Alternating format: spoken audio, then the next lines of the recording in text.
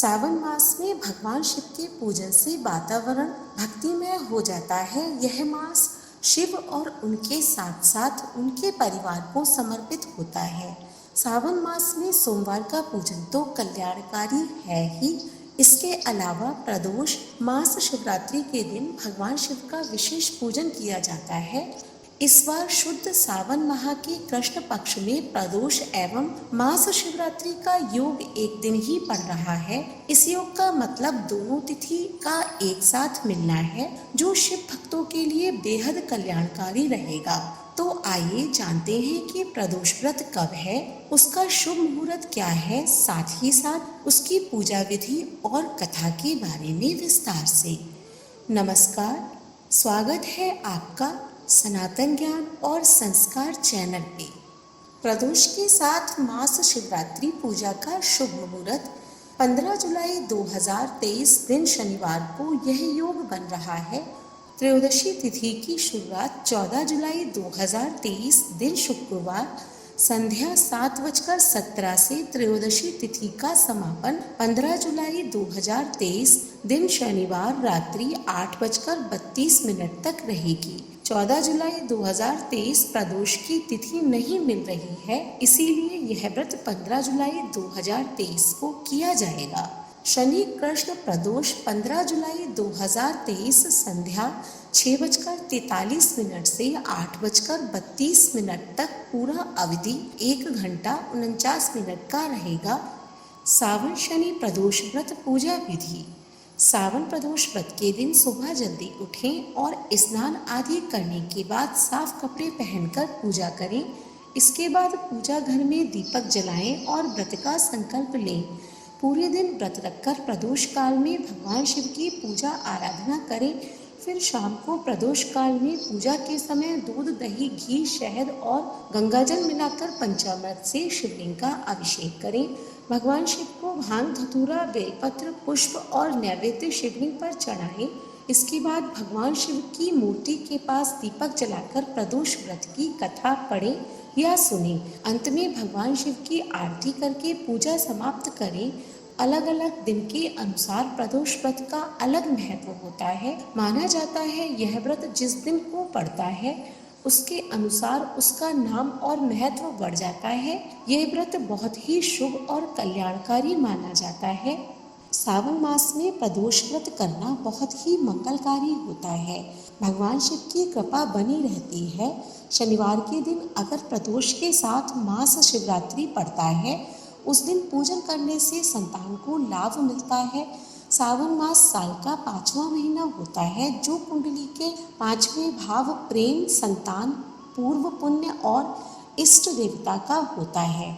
इसीलिए इस दिन पूजन करने से सभी फल प्राप्त होते हैं। वैसे लोग जिनकी कुंडली में शनि की 7.5 या ढैया चल रही हो, उन्हें इस दिन भगवान शिव का पूजन अवश्य करना चाहिए।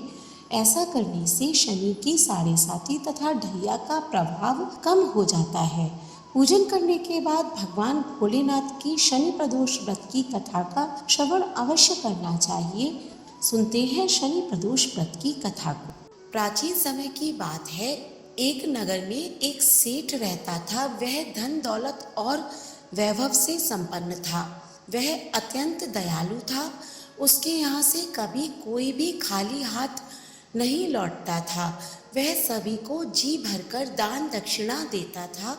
लेकिन दूसरों को सुख देने वाले सेठ और उनकी पत्नी स्वयं काफी दुखी थे। दुख का कारण यह था कि उनके कोई संतान नहीं थी। एक दिन उन्होंने तीर्थ यात्रा पर जाने का निश्चय किया और अपने कामकाज सेवकों को सौंपकर चल पड़े। अभी वे नगर के बाहर ही निकले थे कि उन्हें एक विशाल वृक्ष के नीचे समाधि लगाए एक तेजस्वी साधु दिखाई पड़े। दोनों ने सोचा कि साधु महाराज से आशीर्वाद लेकर आगे की यात्रा शुरू की जाए। पति पत्नी दोनों समाधिलीन साधु के सामने हाथ जोड़कर बैठ गए और उनकी समाधि टूटने की प्रतीक्षा करने लगे।